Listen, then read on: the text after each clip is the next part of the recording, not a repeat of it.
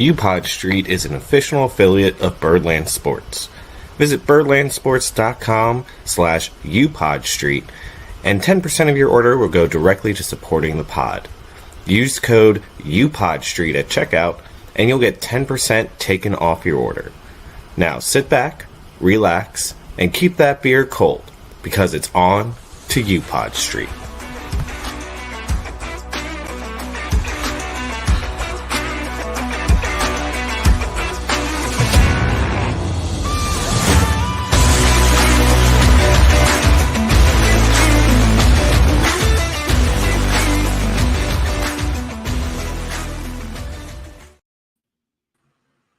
All right, welcome to UPod Street, everyone. As always, I'm Jimmy Horn, and joining me is the brunette Thor himself, Jack Bain. Jack? Hello, everybody. It's Father's Day. Shout out to all the fathers out there. Yeah, shout out to my dad. Shout out to everybody else's dad. Jack, do you have a favorite Orioles moment with your dad? Well, last Thursday we went to the game. All right, well, we'll talk about that later. God, that was a good game. No, there's like a picture of me, like really little, with my dad at the yard, with the Oriole bird. Oh, with the bird. Oh, yeah. Right. Nice. It's a good one. I think my favorite Orioles memory with my dad is we went to the 2003 snow opener. Where middle of the game there was a snow delay. My dad and I were the very last row in Camden Yards for this opening day, and it's cold. It's probably the coldest opening day on record. And so we had the chain link fence behind us. So we brought like 5 blankets. We had blankets pinned up behind us against that chain link fence to block the wind. Right. And we were bundled up. I think we left by like the 5th inning because we were just frozen. Oh my. Yeah. And the Cleveland then Indians had scored when the snow came in, and they couldn't see the ball. It just seemed like one of those. The Indians were going to win, so we went home. We rode the metro. When we got out of the metro, we got in the car. My dad was like, "Well, let's see how bad they lost." He turned on the game, and it was still going, because the Orioles had tied it and it went into extras. So we raced home so we could see the end of the game, and the Orioles walked it off in the 13th. So that's probably like my go-to dad Orioles moment, was him and I going to that snow opening day. There you go. Happy Well, Father's Jack, Day, everybody. Besides Father's Day, there's a lot going on this week in the world of baseball. So I think we got to get into the Jack Bain notes from around the league.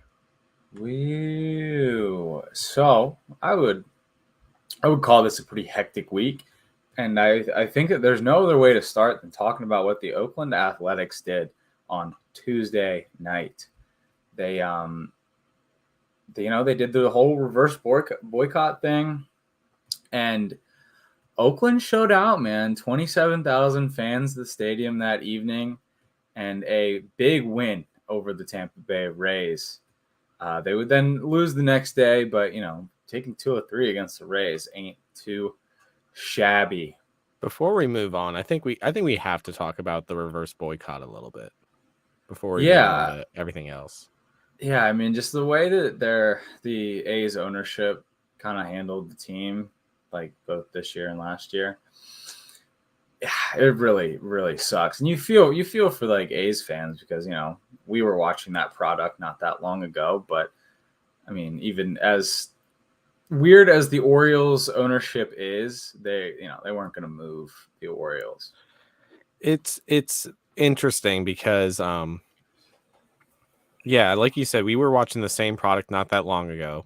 I mean, they even have, I think, Jace Peterson is on the A's, and he was part of that 2019 Orioles team, which is exactly where I would put the A's right now. The A's are right where the 2019 Orioles were. Like, we are bad. We know we're going to be bad. That's the way it is. I don't even know if I would like compare him to that team, because the year before that, I mean, the Orioles had like Manny Machado was still on the team. We had like a lot of different studs. I mean, the A's sold or they blew it up. Matt Chapman, Matt Olson. I mean, you name it, like all those different guys. They were sold like way. I mean, a couple of years ago, and they So just still so haven't been competitive. yeah, and it's not like they've drafted anyone where you're sitting there going like, oh, you can see the farm system turning around. No, yeah. It just seems maybe they're still trying the Moneyball approach, which Moneyball worked early 2000s into the 2000 teens. I mean, the Orioles were successful for a little bit with it, but then the league adjusted, and I don't think Moneyball's the system anymore. Yeah, think like I mean, they obviously can, produce talent if the talent's there. I mean, you look at like a guy like Shea Langeliers, who had a great series against Tampa, like a plus defensive catcher, and he's got an average bat. And then like guys like Mason Miller, who's probably like at the top of their rotation now, but like their free agent signings were like Jace Peterson, like you said, and Aledmus Diaz. I mean, they're trotting out like a quadruple A team pretty much. But hey, it's one of those though, like, so when the Orioles were where they were a few years ago, you saw the plan. I mean, that's the thing, is right. you saw the plan. We could sit there, look at the farm system, be like, okay, this team's not going to be good now, but there's a roadmap for this. Like, you can see the farm system, which the Orioles had one of the worst farm systems in all of baseball, suddenly turn around to like, within a year or two, it was like a top 5 system. I mean, obviously we have the farm system now, but you could see the plan.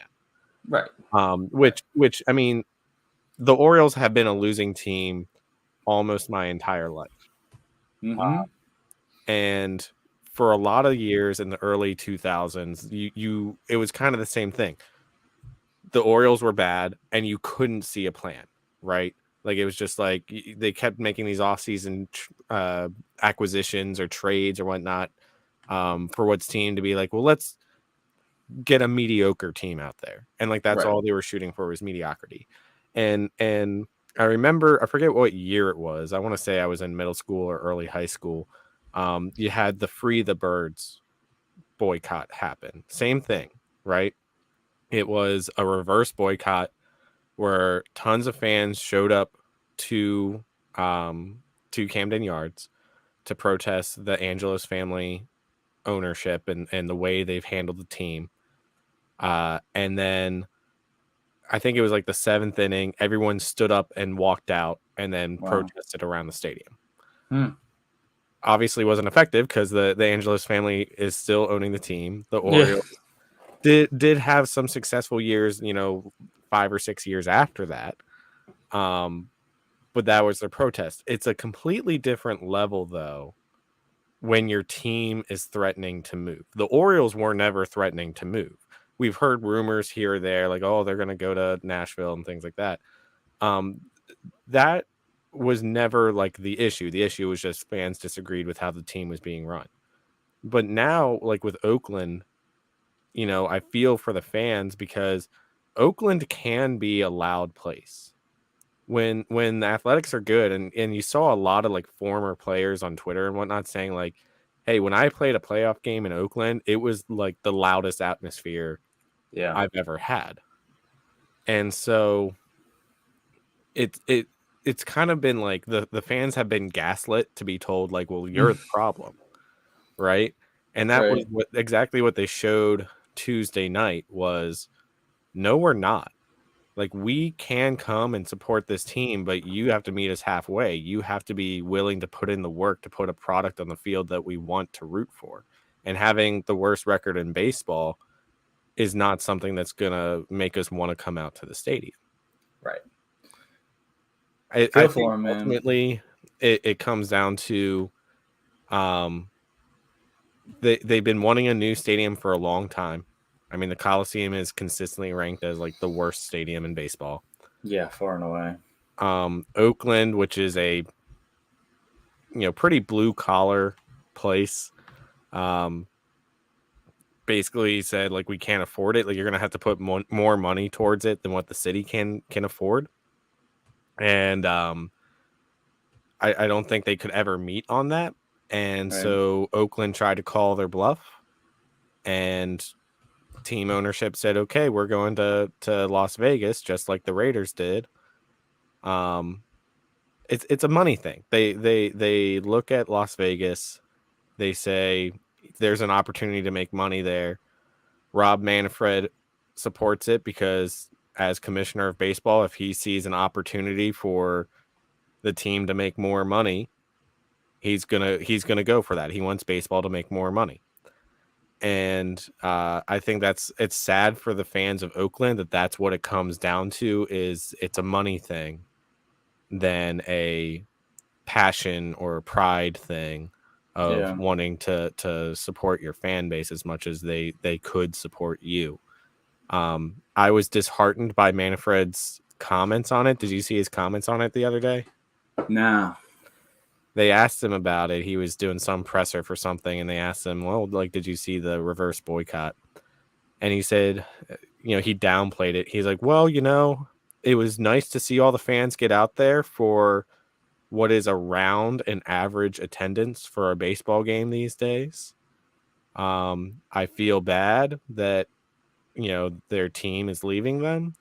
But maybe they should have showed up like this the entire time they were in Oakland. What a sleazeball. It was disgusting. And I think we as Orioles fans who we've had these rumors of Nashville circling around us, I think we can empathize a good bit with Oakland, because imagine if the Angelos family said, we think we'll make more money in Nashville. The Nationals came in and took all of our market, so we can make more money in Nashville. See ya. I think we as Orioles fans would be pretty upset. Right. Yeah, no doubt. But good on the fans for Oakland going out, showing that they're not the problem. They were loud. I don't know if you watched the videos, Jack, but they were I watched loud. the whole game, dude. I watched the whole game. It was awesome. Start to finish. Couldn't, like, the most engaged I've ever been in an A's game. I watched the whole thing. Well, so Oakland, we stand with you. I saw something that said that the Athletics will probably be in Oakland for 2024. Ooh, you think? Oh yeah, because they got to build the stadium. They got to build the stadium. I think the real salt in the wound was the day of the reverse boycott. Las Vegas Council voted to approve $350 million for a stadium. Yep. But oh well. Anyways, there's other stuff going on in the league that we can talk about. So what else do we have there, Jack? Yeah, so the Rays are, keeping pace, 51-24. However, the Orioles have made a little bit of ground up on them at 5 games back. The Yankees and Red Sox are playing right now in Sunday Night Baseball. The rivalry, this was like the rivalry of baseball, and it's okay now, I guess. Yeah, it's interesting because I remember, when I was growing up, when you were growing up too, it was kind of it was obvious that if the Red Sox and the Yankees were playing, that was going to be the primetime game of the week. Right. But even Alex Cora came out this week and was like, it's getting a little old us having to play the Yankees every Sunday night. Yeah. Yeah, I don't know. I just feel like there's other games that, Well, there's other more interesting teams. You could have Shohei Ohtani, who has homered in 5 straight games. Something like that. Give me that on primetime baseball. Right. You have the Tampa Bay Rays who are doing something absurd right now. Give me that on primetime baseball. You have, the Orioles. Of course, I want the Orioles on primetime baseball, but they're just never the big market team that's going up there. But, you have a lot of storylines in baseball, and the fact that it's always Yankees, Red Sox, it's like, okay, right. well, the Angel, like Mike Trout and Shohei, back-to-back homers today, and the Angels are 4.5 out of a first-place spot. Like, give me some Angels, man. Yeah, the Angels who literally haven't made the playoffs since what, 2014? Yeah. Yeah, give me Give that me some storyline. Angels. So Blue Jays with a tough week. Just to round out the AL East, they are 39 and 34, currently in fourth place. And the Red Sox, who are actually going for a sweep of the Yankees tonight, Did are they have in a fifth. doubleheader today? They did. I was gonna say I saw a final score where the Red Sox beat Yeah. the Yankees earlier, and then I saw they were playing, and I was like, "Oh, did I?" Must have not realized that they were doing a doubleheader. The back end of a doubleheader is primetime baseball. Yeah, there you go. Whatever. Okay. AL Central, still a joke. The Minnesota Twins are 36 and 36 in first place. Okay. News out of Minnesota today that hits all of us at home in Baltimore. Jorge Lopez, Oh, yeah. going on the 15-day mental health Yes. list. Is that am I giving the name of it correctly? No, that's what it said. So he's out of the lineup. He's out of the bullpen for 15 days for mental health reasons. Even though he's not with us anymore, he was a fan favorite last year. So shout out to Jorge Lopez. Hope you do what you got to do to get better soon and get back out there doing your thing. Yeah, man. It's no Good joke. guy. Good Glad he's guy. taking time. Great father. Sad that it's happening on Father's Day because Oh, he's yeah. got a great story as a father. Yeah. So hope he gets better soon. Yeah.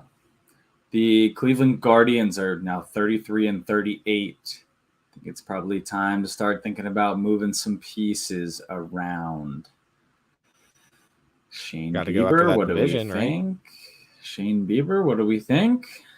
Could be. Something we talk about later in the show, possibly. Detroit Tigers, 30 and 40. Really a quick fall from 2 weeks ago when they were kind of chomping at that playoff spot. They have now fallen 10 games under. Chicago White Sox are 31 and 42. Playoff hopes are rapidly, if not already, gone. However, Lance Lynn twirled a gem today, set a White Sox record for strikeouts in a game. How many was that? I believe. Oh, no, he tied White Sox record with 16. 16. Yeah, he struck out 16 today. Is Lance Lynn trade option? I don't know. I don't know what the rest of his season's been like. Really bad. Okay, well, never mind. I don't know. He always heats up at the end of the year. So if the price is right, I'd say yes. But like, It's got to be a pretty cheap option. Yeah. And the Kansas City Royals round out the Central at 19 and 52. They've overtaken last place, right? They're last behind the A's now, right? 19 and 52. They've lost 3 less games than the Athletics. Oh, so they're battling for first round for number 1 overall draft pick next year. Yeah. Texas Rangers are still in first place, slugging their way to what seems like another playoff berth. Jacob deGrom had a really, really tough to watch interview, kind of broke down in tears, talking about his timetable for his Tommy John surgery coming up. That sucks. That sucks a lot. Yeah. It's bad for baseball when someone as good as deGrom isn't going to be in it for at least a year and a half, I'd say. Yeah.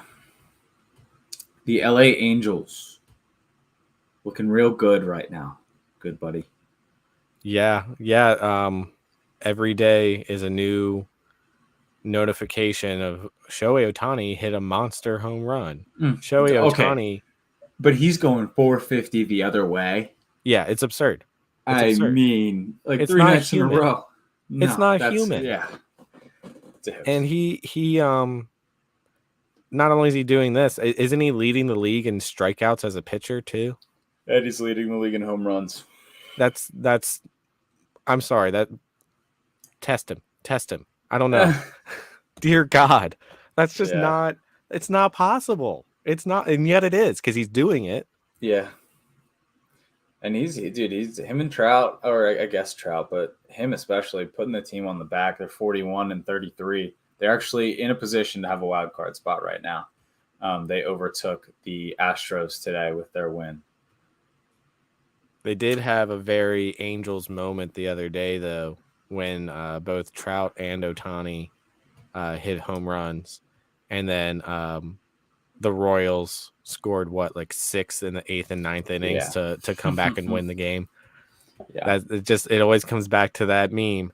Every Angels game seems like Ohtani does something that no one else has ever done. Trout homers again. Angels lose 10-3. mm-hmm. Yep, But that's the way it goes. It's happening less this season.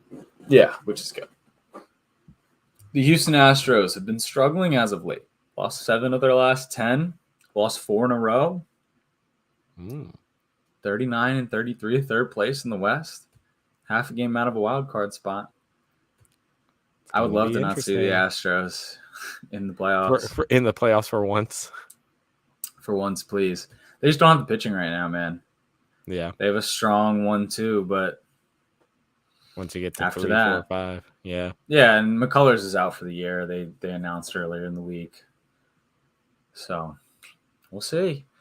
Seattle not really living up to their expectations still as we're getting to the midway point of the season. They're at 35 and 35, and then the Oakland A's have now lost 5 in a row after after what, winning 7?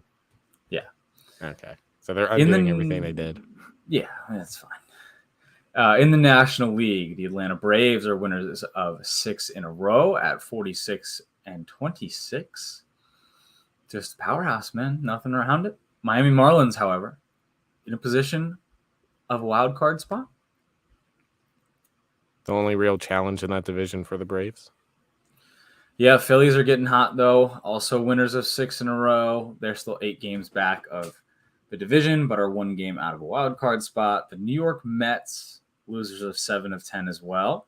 12.5 games out of first, 5.5 games out of a wild card. Washington Nats round out that division at 27 and 43. In the Central, Milwaukee back in first place at 37 and 34. But don't look now. Here comes the big red machine at 37 and 35, a half a game out of first place. The Reds are back. Ellie De La Cruz putting everybody on his back, saying, "Let's go." That's awesome, dude. And they still have guys like that are underperforming. Like on the mound, Nick Lodolo's not even there, man. Yeah. So it could be interesting. They're winners of 8 in a row. Pittsburgh Pirates, can't really say the same about them. They've lost 6 in a row. Now 2.5 games out of first place. They are 34 and 36. Chicago Cubs have been playing good ball of late. They are winners of 7 of their last 10 at 33 and 38. 4 games out of first place. St. Louis Cardinals. Just when you thought they were heating up. No. 29 and 43. No good, Cardinals. I feel like the Cardinals, every time they win 2 games, everyone's going to go like, "Oh, they're back."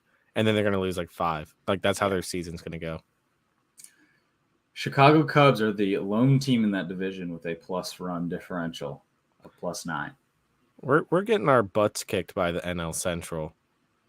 And they're not even a good division. Pittsburgh games. We did take 2 out of 3 from Pittsburgh, but Milwaukee and the Cubs series, we were on the struggle bus. Yeah, I mean the Reds come to town next weekend? Weekend following. I think it's the weekend following. Yeah. It's a week following. It's the weekdays. Yeah. It's I was gonna say I got tickets for almost all the games. So that's I at least have tickets for the Monday game. So yeah, I think I got Tuesday, Wednesday. The Arizona Diamondbacks, 43 and 29. Kind of ran into a hot Philly team, and they didn't look great. But they're in first place by 3.5 games. The San Francisco Giants have really turned it on as of late, winners of 7 in a row.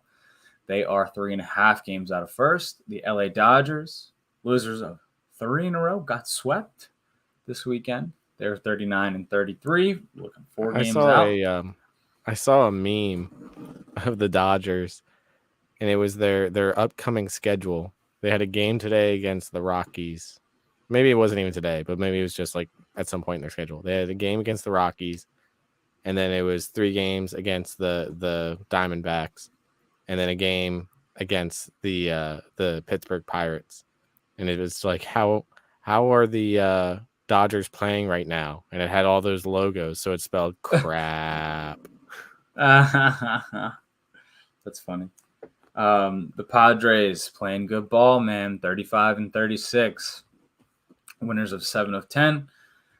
And the Colorado Rockies have lost 5 in a row.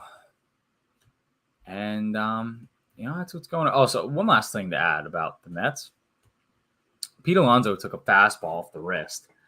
Timetable said almost a month until he's back. And he played today. Did he really? Yes. I didn't realize that. He played today. I saw something interesting about both the Mets and the Padres. Well, and it involves the Orioles. It was something that said that the Orioles and the Rays this year have combined to spend about $190 something on a combined almost 100 wins. It's like 98 wins or something like that. Mm-hmm.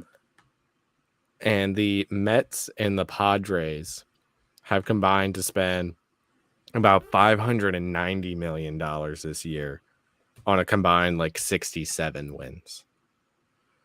Which I just thought it was interesting. Yeah. Just thought it was interesting. Well, we have some Orioles baseball to talk about, Jack. We're gonna start off with a really good series for the Orioles, where the division rival Toronto Blue Jays came into town, and game 1 this past week was a great game for the Orioles, where you felt on top of the world. You felt like there was no coming down. Orioles scored 11 runs, which included a 6-run third inning that was topped off by a grand slam from who else, Jack? Gunnar Henderson. Him. He's back. The World Series is on, baby. My dad called me after that grand slam, and I knew he was reacting to it. I answered it. All he did was go, Gunnar, and I was like, oh yeah. And I was like trying to talk to him. No, he hung up right after that. That was it. That was the phone call. That's funny. Yeah, man. 3 for 5 for Gunnar in the leadoff spot. It's been really bouncing around that 1 through 4 the past week, but yeah, man, he looked good. And Ryan O'Hearn continues his dominance on the bench. That's Ryan O'Homer for you. Yeah. Aaron Hicks kind of slowed down a little bit this week, but not to worry. He's still here. He's up. How about that outing from Dean Kremer? Yeah, 8 hits, of course. 8 hits, 2 runs. Across how many pitches did he throw? He had 95. He threw 95 pitches, 8 hits, 2 earned, 6 punch outs. That's a typical Dean Kremer start. He made it look difficult, but he did what he had to do. And I think with anyone in this rotation right now, you get through 6 innings, I applaud you. Yep.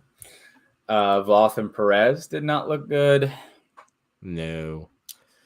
Kind of made it a little bit more interesting towards the end than it needed to be. Yeah, they really tried to kind of give this one away. I mean, 4 of the 6 Toronto runs were in the 8th and the 9th. But Orioles did go on to win 11-6. Chris Bassett looked really bad after becoming a father. Hope he's having a good Father's Day, though. Game 2 for the Orioles did not go as well. Used up all of our offense in game 1, as in game 2 we were being no hit until the 7th inning. Yeah. Thank you, Adley Rutschman, for that double. Jose Barrios looked like old Jose Barrios. I mean, he was shoving. He was, happy because he was one of my favorite pitchers, when he was on the Twins. So I'm happy that he's revitalized his game, and just wish it wasn't against us. Yeah, it was a hard game to watch because I think the most frustrating thing for me was this was a great outing from Kyle Bradish. Oh yeah. 7 innings pitched, 4 hits, 1 run, only 1 strikeout, but he gave up 1 solo shot. You get 7 innings and 1 run from Kyle Bradish, you got to win that game.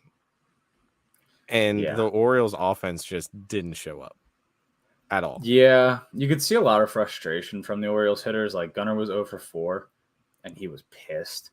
Yeah. I will say, I mean, I never like to blame games on officiating, but some of the calls in that game, like the one where Gunnar got really mad, it was a ball that was a foot off the plate, and he was just like, I know that was a ball. Yeah, it was tough. I also thought the same thing. Like as the game was happening, I was like, wow, Bradish is kind of shoving. Like, let's score some runs. Just kind of ran out of gas there at the end, and Danny Colen came in and really was not good. Reed Garrett looked good in this game, though. We'll talk about him a little bit later. Unfortunately, he's he had a bad game his following appearance, but Do you think Bradish is continuously like coming into his own? Because I think this is like the second or third time this year that he's given us 7 innings. And I think with this Orioles rotation, like if you're going 7 innings, that's huge for this team. It seems like very rarely we have guys completing the 6th inning, let alone the 7th inning. Yeah, I mean, you kind of saw it like starters when they go deeper in the games, right? And our bullpen's more rested. I think it was later in the week, but like we got to Friday and our bullpen just wasn't sharp and hadn't had a lot of time off. Just from this Blue Jays series. So it's kind of, I mean, you kind of see how it can affect a staff if you're getting a lot of innings from your middle of the bullpen guys. It just kind of wears them down. Glad we have an off day tomorrow though. Yeah, absolutely. Orioles would go on to lose that game 3-1. And then we get to game 3. And to address the elephant's sunglasses in the room, we were both there, which is why we're wearing these ridiculous visor sunglasses. How do you like these things, Jack? They're huge and I love it. They take up half my face. My dad was asking me if I was going to wear these. We have our family reunion in you have to. On Saturday. He's like, "You gonna wear those?" Because we golf for our family reunion. He's like, "You gonna wear those on the golf course?" I was like, "I don't know, Dad. Like, I think you're all gonna think I'm a tool." He's like, "Oh, well." No, you have to lean into it, man. You have to lean into it. I have my own pair of Oakleys that are like this, much smaller, I might add, than these. These are huge. They got the largest size they could. Yeah, as they should have. My only thing is you can tell the quality because you can kind of like in the camera right now, you can kind of see my eyes. Yeah, I guess it's lighting, right? You have like a desk lamp behind you. Well, I have a desk lamp, but I also noticed like as we were at the game, like when I was looking at my buddy, like we were both wearing these and I could see through his to see his eyes. Well, so it's not massively reflective. Yeah, my dad got a pair, and let me tell you, come on, you come get you some. Yeah, that's all I have to say. I thought what was cool during this game with this giveaway was, I don't know if you noticed it, Jack. I would like look out at the crowd and like as the sun was hitting certain ways, as people were turning, you just kind of saw these little glistening blue lights basically in the crowd because everyone was wearing these things and just at different times the sun would hit it and just kind of look like little flashes in the crowd of blue. They were a hot commodity, man. 22,500 people came for a day game. They only gave out 10,000 of these. Yeah, so not everybody got them. Do you see those guys in suits in the old cell phones that were walking around with them? Yeah, dude, they walked by my section towards the end. It was funny. But I probably had like 4 or 5 different people asking me if I was like going to sell my glasses because I was wearing my other ones because like they're just better for like eye protection. And they're like, "You already have a pair, like sell me." I was like, "How much?" It'd be like $5, $10. Look, give me more than the ticket, man. Yeah, you gotta at least pay for my ticket. Right. But on Sunglasses Day, Tyler Wells shoved. Oh, Tyler Wells was in the zone. 8 strikeouts, 5 hits, 2 earned, and then handed over to the two-headed monster at the back end of the bullpen. Cano did let up 3 hits, but none came around to score. Right? Yeah. Right. Yeah. No, they didn't. I mean, once you hand it over to that part of the bullpen, it's over. Game's over. It's finally getting some national attention. I saw Yeah. MLB on Twitter today posted a thing about Cano and Bautista. I mean, that's the best 1-2 punch bullpen in all of baseball right now. No doubt. I mean, 2 guys with ERAs under 1.2. Yeah, it's ridiculous. I saw someone today that in Felix's last 9 appearances, he's gone 9 1/3 innings pitched. He's struck out, I think, 19. I mean, it's filthy. We've talked about a little bit last week how Cano, like the league, is kind of adjusting to him because he was kind of an unknown quantity coming in. But even with the league adjusting to him, he's just looked a little bit more humid, but he's still really good. Yeah, no, he's still one or second best bullpen option. So it's a great, when we get to that point in the bullpen, it's great. It's kind of, and we'll talk about it with this next game. It's what leads up to that part of the bullpen that gives you butterflies in your stomach. Right. Orioles did win this game 4-2, included Adley Rutschman homering. Big game time blast there in the 5th. Oh, that was great. He defeated Baltimore. Yeah, barely, but he did. But it doesn't matter barely. Yeah. He did it. And then Austin Hayes absolutely obliterated a ball. Get Austin Hayes to Seattle. And I mean that for the All-Star game. Get him to Seattle. I mean, that thing, like I just saw it go up, right? And I just start, you knew it right off the bat. Right off the bat, you knew that thing was gone. I mean, it went into the Blue Jays bullpen. Yeah. I mean, how often? The answer is not very. But how often do you see someone hit a baseball into the visitor bullpen at Camden Yards? Yeah, dude, it was nuts. It was nuts. It was great. And then outside of the 2 Danny Jansen home runs for Tyler Wells, which I was there with my brother, and he goes, over under home runs Tyler Wells lets up today. And we were like 2.5. I was like, no way he lets up that many. And they just kept coming. But regardless, solo shots don't kill you. So he ended up Orioles won 4-2. Took 2 out of 3 from the Jays. Huge for their division. They're not in the lead, but their foothold in the division, second best team in the division moving forward. Then we went to Chicago, Jack. Dude, I'm always like pretty excited for the Orioles to go to Chicago just because it's cool to see them play at Wrigley. But they came out real flat just when you thought Cole Irvin was back. You know, and the thing is, Cole Irvin had a decent outing in that game, except for 3 pitches. Yeah, that's true. He had a decent outing. He gave up 3 solo shots in, what was it, the 3rd inning? Yes. So if it wasn't for that, it was kind of like, okay, he was looking pretty decent. He left the game only down by a run, right? Like if the Orioles were down 3-2 at that point. Handed it over to the following pitchers: Mike Baumann, Cionel Perez, and then Reed Garrett. And they would combine to give up 7 runs, 6 of which came in the 6th inning. I'm out on Cionel Perez, man. It's unfortunate. I really like Cionel Perez. I liked him because of last year when he was on, how fired up he would get when he struck out the side. Yeah. I liked the passion I was seeing from him and the energy. And this year he just doesn't have it. Mm-hmm. And I don't know what his contract is like with the Orioles. I think it was like a 1-year option after last year or something. Like I don't think has a long-term contract with the Orioles. Yeah. It's to the point where you have to wonder, because the only reason I think he's still on this team right now is, could we trade him for anything?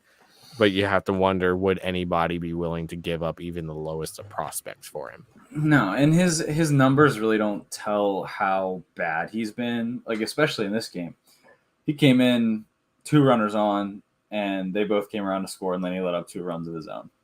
Right. So he's got a 5.5 ERA, but it should be higher. Yeah. It's not. It's a shame because I like him as a person. I like when he's on the energy, like I said, that he shows. Yeah.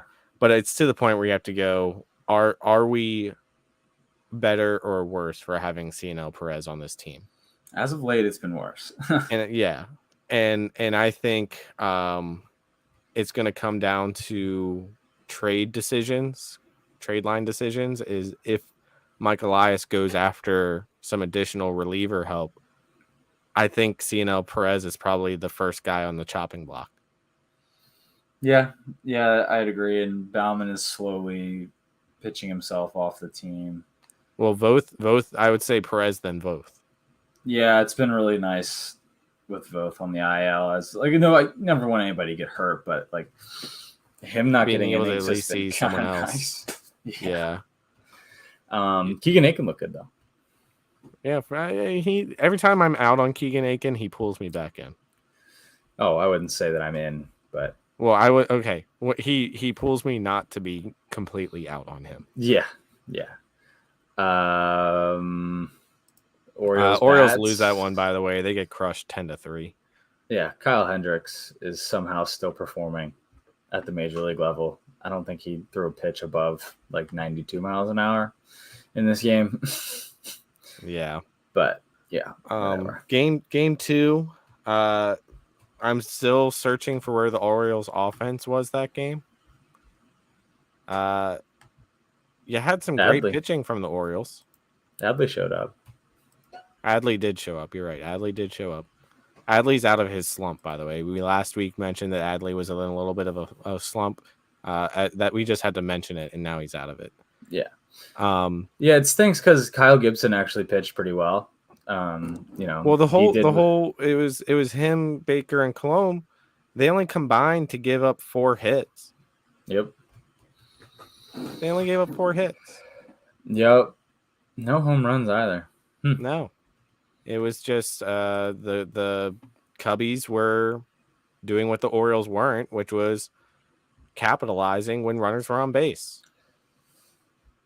Yeah. We had this problem earlier in the year, kind of went away for a little bit, but I think it's back. Runners in scoring position for this team is rough. 0 for 5 in this game. Yeah. You can't do that. Like, you see that like Brandon Hyde really, really tried to shake up the lineup in this one. He did. And he kind of had some trouble because, he had to have Adley come in and catch. So we lose the DH, but he made it work. Just not a good game outside of Adley Rutschman. Team was flat. I feel like this team oftentimes plays down to their opponents, which even though the Cubs are kind of hot right now, they're a last place team. Right. You should have come in and taken 2 out of 3 from this team, and you played down to your opponent. Yeah, I mean the Cubs are hot right now. Their bats are kind of all catching fire at once, which is good for the Cubs. They're getting fine starts and appearances for their bullpen. Their bullpen and like just their pitchers in general, they all walked one person at least one pitcher. Yeah, they all walked a guy, so there was guys on base for the Orioles to try and push around. But it just wasn't there. Another one where people were really upset about the umpiring. Mm-hmm. And you watch some of those videos, balls way off the plate being called strike. And then what, they couldn't keep track of the count in the 9th inning. I didn't see that. Yeah, that was people were really upset about that. It's a 1-run game, and then the umpire loses track of the count. Calls I think Austin Hayes, he called strike 3 when there was only 2 strikes or something. Mm. Great. So Yeah, let's not talk great about the next officiating. one. Again, I'm never someone that says like, oh, officiating was the problem. The Orioles had plenty of opportunities around the mistakes of the umpire to score this. So you can't just land everything on the umpire, Right. you know. We get into today. Today was good. Today was good. The bats finally woke up. You had Anthony Santander with a home run. Adley had some more RBIs. He had an RBI double. Ramon Arias had 2 RBIs in this. The team combined, Jack, for 14 hits today. That is so good. They were all saving it for the last game of the series. Yeah, and Dean Kramer's pitch count got up pretty quick. 5 innings, 3 hits. 3 hits, wow. 1 earned. Well, the whole pitching staff only gave up 3 hits. Everyone after Dean didn't give up a hit. Bullpen lights out, man. Great work. Well, because you know who you handed it off to at one point. Yeah, they've been letting Cano and Bautista do a lot of 4-out stuff, man. Oh yeah. Cano lowered his ERA below 1 today. Yeah, it's 0.99 now, right? Yep. There you go. Yep. Orioles win this 6-3. There was a lot of struggling going on this weekend. I will say this: the losses for the Orioles, which I mean, from what we just talked about, the Orioles just went 3-3, right? The losses that the Orioles had were pretty ugly losses, even if the score didn't reflect that. Like on Wednesday, getting no hit until the 7th inning. You know what we talked about Friday, getting blown out 10-3. The losses were ugly, Jack. So my question to you is there a panic right now? No, not at all. So why should we not panic right now? I mean, this happened already once. I mean, it was like 2 weeks ago where the Orioles were kind of playing slow, not really like looking as sharp as they usually do. And I thought today was honestly a turnaround. Like not getting swept in a tough environment, by the way. Like Chicago, that's a baseball town. North side of Chicago is a baseball especially town. Wrigleyville. Their fans show up. Tough environment, 3-day games in a row. I think like the day off tomorrow is going to be great. Going to get some rest in and head down to Tampa for a couple of pretty big games. I wouldn't be panicking at all, to be honest. It's a long season. Teams are going to have ups and downs, just like players do. So I think the biggest thing, because if you look on Twitter, Jack, everyone is freaking out. Yeah, really. I don't try to dive into the Twitter. The natives are restless right now. There are calls for Mike Elias to be fired if he doesn't bring up Jordan Westberg and Colton Cowser immediately. That I get. I get that more than being fired. Westberg should come up and Cowser should come up. They would help the team immensely. However, there is a plan here. And I mean, the team is 44-27. They're only 17 games above 500, Jack. Yeah, it's working. Just let it work, man. They're gonna be up soon. Promise. I think one of the biggest things right now is and maybe this will add fuel to the fire, the Cowser talk. I don't know. I think one of the things that we are seeing is just how important Cedric Mullins is to this team. And I'm not even talking from a number standpoint. I mean, Cedric Mullins is probably one of the most consistent players on this team, and not having him in your lineup sucks for that reason. But we talked about it at the very beginning of this season, Jack, that this is a defining season for Cedric Mullins as a leader on this team. Yeah. He's now considered one of the older guys, which is impressive because he's not even that old.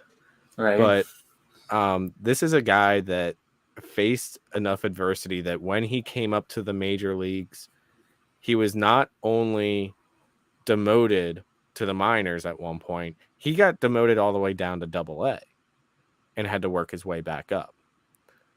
And so you're telling me that when guys are going through slumps that Cedric Mullins doesn't have some useful advice about how to turn things around? I think not having him in that dugout, in that locker room, is really starting to show itself, because I think he's got a great leadership presence on this team. And while Adley is still a great leader, he's still one of the youngest guys on the team. You kind of need that help of a leader like Cedric Mullins, also a leader that's in the outfield. I that's my biggest takeaway from the Orioles looking flat the past couple weeks, other than that 6-game win streak, is wow, we are really feeling the loss of Cedric Mullins right now. Yeah. Yeah. I mean, when any superstar goes down like that, I'm sure that's kind of the consensus around the league as far as injuries go. But yeah, just him being out completely really, really hurts. Both, like you said, clubhouse sense, on-field sense, all around bad. And then on top of that, you have Ryan Mountcastle out right now with vertigo. Yeah, which is a strange thing. You don't see that very often. That Hope he sucks. gets better soon. That's awful. He's in danger because the crowds are hoping that O'Hearn takes his starting spot away from him. I don't know about that one. I think the time off will be good for Mountcastle, and I think that O'Hearn should get more playing time, but maybe he's better off the bench in this role. Could be. He gets limited, like he gets a lot of time off his feet and can, focus on just hitting. Yeah. I saw someone post some numbers today for Mountcastle versus righties and O'Hearn versus lefties, both of which were very good numbers. And they were saying maybe this is the key for Hyde going forward is, start them based on what pitcher is starting the game. I don't know. I mean, that's how Hyde usually constructs a lot of his lineups. Right. Not usually with Mountcastle, but we'll see. So our consensus right now is not to panic. Correct. Which, I hope I put a tweet out there the other day that got a lot of traction, got like 5,000 people to see it and whatnot. That was basically like, look, baseball is a marathon, not a sprint, right? Weird things happen in baseball too. People were like, well, the bats look quiet right now. I'm like, yeah, but the bats looked, on Tuesday night, we had 11 runs. Right. Baseball is weird. You've said that a lot on this podcast, Jack. Baseball is very weird. Baseball is very weird, man. One day you're on the top of the world. Next day, like not even 24 hours later, you're in the gutter. So, and I think we have this sort of knee-jerk reaction, and I'm including myself in this, where when the Orioles are performing bad, you're going like, oh no, the sky is falling. But it's not. It's all going to average out based on who a good team is. You have 162 games. Whoever is a good team is going to make it to the playoffs, because you don't go 162 games with a good record on a fluke. Right. I think there's a little bit of panic because, we missed the playoffs last year by 3 games? Yeah, it wasn't a lot. Yeah. And so people are kind of in that mode, which is okay, that every game matters. Every game does matter, but like what matters is like what the Orioles need to do right now is just play 500 baseball, sustain the record that you have now. And that's what they've been doing for the past couple of weeks. They've been playing 500 baseball. and that feels like it's not enough, right? It feels like Right. it's not enough in comparison to the Aprils and the early half of May that a lot of our guys had. We move into mid June, kind of the dog days where some teams will get hot, some teams will completely fall off the face of the planet. And if you can just stay consistent through June, July, August, and then pick it back up September, start of October, like when the playoffs get rare. I feel like that, like getting hot in September and the early parts of October are more important than going 20-10 in a month, right? I'd rather go 18-14 in a month, stay consistent, and then go 20-10 in September, in late August, right? So Yeah, no panic. I agree with that. I mean, we had a ridiculous April. We had a good May. You know, probably honestly, you know what? I'm not even going to say a good May. I'm going to say a great May because we Yeah. played some really good teams in May and gained ground. Right, like Mm-hmm. we played some really good teams in May and improved our record. When we Mm-hmm. were all in the beginning of May saying like, oh, just go 500 ball and then figure it out in June. We gained ground in May. Right now, what's our record in June right now? That's what I was just trying to pull up. Because June, like you said, June are the dog days. June is where teams start to get injuries. The Orioles have injuries right now. Um, June is where, even though, yeah, we looked at the month and said, well, this looks like an easier month opponent wise, this is where things start to get difficult and guys start to wear down a little bit. And you kind of limp into that all-star break in the beginning of July. And I think you're right. Like if you're playing 500 ball right now going into July, if you go into the All-Star break with a record that's 17 games above 500, you're in a pretty good spot to kind of Yeah, reset and start the second half of your season. and it's not like the Orioles were playing some joke teams, right? Right. You had three against the Giants, three against the Brewers, who are a first place team. Then you sweep the Royals like you're supposed to, and then win a series against Toronto, and then drop a series. That was the first or second lost series of the month. It's not like we've Right. lost every series. We also, by the way, we have not been swept in the Adley Rutschman era. Yeah, Since Adley Rutschman came up last May, this team has not been swept, which is huge. the Orioles are 9-6 in June. 9-6 in June. If you can come out of this month with let's be optimistic and say the Orioles gain a little ground on that. If you come out of this month 5 games above 500 for the month, Yeah, that's good. You're yeah, going into the All-Star break still with like a decent amount of momentum and with a great record. The only yeah. I thing that's mean, stopping you is the fact that the Tampa Bay Rays are kind of unreal to start at off the home season. especially. Yeah. So we go to Tampa for 2. I think we can split that easy. Got a 640 and a 12-10 game. If you split that, by the way, your record against the Rays on the season is 4-1. Yeah. That's phenomenal. If you're coming down to the wire at the end of the year for the division, and that puts you in a great position to keep improving your head-to-head matchup with the Rays. And I would be like, I wouldn't be surprised if the Orioles came out of this month where they're 9-6 now. I see the rest of this month's schedule, and I can see the Orioles finishing like,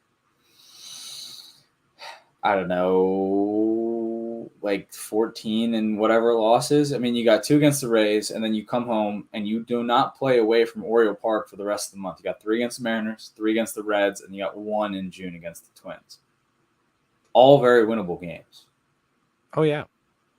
Yeah, those teams do not scare me. The Reds right now are getting hot at the perfect moment. Let them continue to be hot until they get to Monday, and that's when they'll cool off because again, baseball is weird.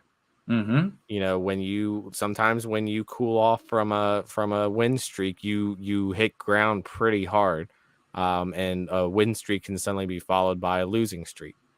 So let them be hot now, and then start to cool off as they come to Camden Yards.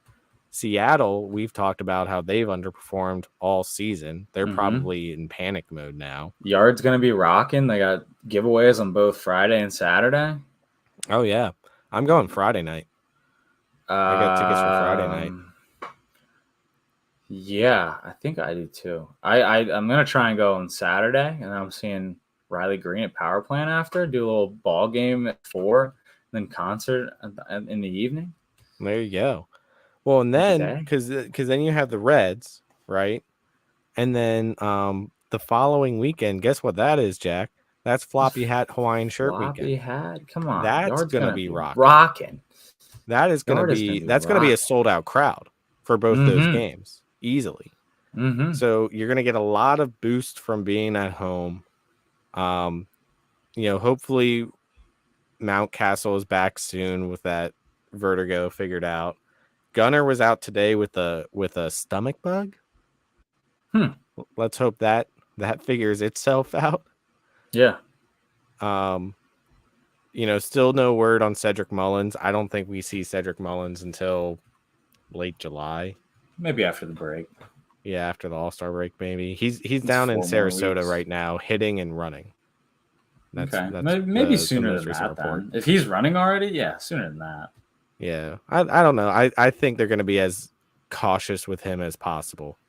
Yeah. So I think after the All-Star break is probably a Gunnar Henderson had the guess. flu. That's what it is, the flu. Yeah. So hopefully he's take the day off tomorrow, Gunnar, and rest up. Yeah. That day off tomorrow is huge, by the way. That's absolutely huge. Yeah. Resting definitely. up before you go into Tampa Bay. It's massive. We'll see what else happens with the Orioles injuries. Dylan Tate is back on the rehab. He had a great first rehab appearance. Today did not have a great second rehab appearance. He ended up walking 4, giving up 4 runs, and did not get a single out. Yeah. Michael Givens, I think, has also started a rehab assignment in AAA. Also not looking good from my understanding, the reports that I've seen. So I'd be so content with DFAing Givens. Yeah. Making spot on the 40-man. I think it's to the point, Jack, where we have to have this conversation of if the Orioles are truly buyers at the trade deadline, what are you prioritizing? Are you prioritizing middle relief or are you prioritizing a starter? That's tough. That is really tough because you got to think about Grayson's coming back, so you'll have another starter, and if everybody's still kind of producing the way they are now, I would say another lights out reliever. Yeah, I think that's the case. We tried to figure it out last week, where we said we were trying to figure out where all the starter pitchers would go, and if let's say we traded for Shane Bieber or something like that, where does he go and who gets dropped and all that stuff, and we couldn't figure it out. It might just be easier at this point to say, all right, I don't know, Cole Irvin. Yeah. So let's just say you're now going in. You're going to be our long reliever, right? Yeah. And we're going to go ahead. We're going to make some trades for a really good middle reliever. There goes Perez. There goes Voth. And suddenly you feel slightly more comfortable handing the ball over when it's not Cano and Bautista every single time. Right. And that what could about be like huge. some of these lefties down in Norfolk? Like, I mean, we haven't seen Hall yet all year. Hall just got sent down to Sarasota. So did you read the Athletics report on Hall? No, I don't. I read the summary of it because I don't pay for the Athletic. Yeah. So basically, his fastball velocity was going down since last offseason, Yeah. and they couldn't figure out why. Turns out he has a lower back injury of some kind. So that's why they're doing that slowdown with him. They've been having him pitch less innings recently. And then they just sent him to Sarasota for strength training and for rehab assignments in the Florida League.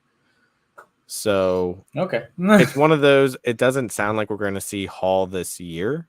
Yeah, definitely. But they're not panicking with him. They're just kind of using this to build up his back muscles and stuff like that, since it was going down from whatever he had going on with that. So I think Hall is a non-contender this year for any of the pitching stuff. Yeah. Who else you got on your mind? Vespi. Well, Vespi. Okay, the fact that Vespi is not in this bullpen is still blowing my mind, and I think it's a disservice to him. I have not been angry about like the Westberg and the Cowser stuff, because I just know that there's a bigger plan going on there with Elias and when to bring them up or possibly trade them or whatever. Yeah. But Nick Vespi is ridiculous. You're telling me that Vespi can't give you a better outing than CNL Perez right now? At this point, man, I would give him a shot. Please. I think ultimately it comes down to the fact that Mike Elias doesn't want to DFA guys like that. Like he wants to trade them. Even like that's my thing is I think Elias wants to trade guys, even if it's just to get a couple like single A guys, right? Like he just is like, well, if you're not going to be on this team come October, I at least want to see what I can get for you. Yeah. But I don't think you're getting anything for both. I don't think you're getting anything for Perez. I think you at some point have to cut your losses and accept that you do have a better option. And Nick Vespi, I would genuinely say, is a better option. Yeah, I mean, I think it's crazy that he hasn't gotten a shot. When he got a shot last year and he was good. Yeah, dude, he was. That's my thing. Every time they DFA'd Vespi last year, I was like, why? He was good. And the only thing I could think was, well, he had a lot of options. He's running out of options. Yeah, I mean, they burned 2 for pretty much no reason. So that's not the excuse anymore of bringing him up and dropping him, because you're almost out of options now, I think. In AAA right now, Nick Vespi has pitched 21 1/3 inning. He has an ERA of 2.11. Walked 5 guys and has struck out 22 over 21 1/3 innings. Bring him up. I mean, like, why not? He's doing well. And the thing is that last year that transferred to the major leagues. He was good in the major leagues last year. I mean, we've talked about this, Jack. We've talked about, does this person make your team better? I think right now with the state of our middle relief bullpen, the answer for Nick Vespi is yes, he would make this team better. Period. I don't think he's on a lot of people's radars. I don't think he's trade bait. So I see zero reason why he's in AAA right now. Especially when Perez is as bad as he is. Yeah, he's at least going to be minimally better than Perez. Yeah. I get it with Westberg. I get it with Cowser. You're waiting for the trade deadline. You're making it trade bait. You don't want their trade value to go down. You also need to make room for them on the 40-man. But Vespi's on the 40-man. You can bring him up. No problem.